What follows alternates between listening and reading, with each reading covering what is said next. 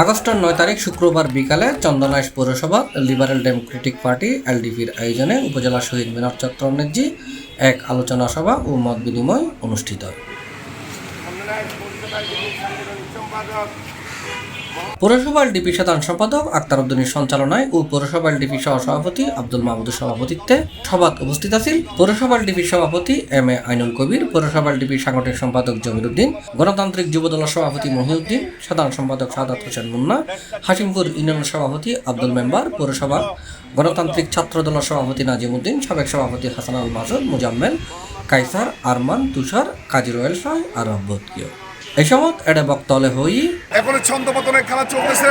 খেলা জাতির এই এখনো দুর্ভাগ্য, আমরা এখনো পর্যন্ত ষড়যন্ত্র লিপ্ত, এখনো পর্যন্ত আওয়ামী লীগ সন্ত্রাসী গুন্ডা বাহিনীর বিভিন্ন জায়গা থেকে কিছুক্ষণ আগে আমাকে নবী ফোন করছিল কাঁচারাবাদ থেকে পুলিশ পাঠানোর জন্য। এই যে আওয়ামী লীগ সন্ত্রাসীরা এলডিপি মারছে, তার মানে আমি এইটাই বুঝাচ্ছি এখনো পর্যন্ত আওয়ামী লীগ, যুবলীগ, ছাত্রলীগের গুন্ডা বাহিনীরা পথে বসে আছে। চাঁদাবাজি ভাঙচুর করে যাচ্ছে। আমি কণ্ঠে বলতে চাই, এই সমস্ত কর্মকাণ্ডে আমাদের দলের কোনো লোক নাই, 1% লোক আমাদের দলের নাই, এবং আমাদের দলের কোনো লোক এই ধরনের কাজ করতে পারে না।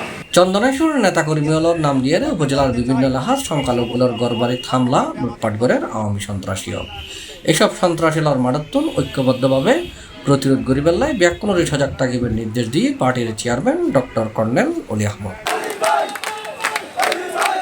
সি+, চট্টগ্রাম।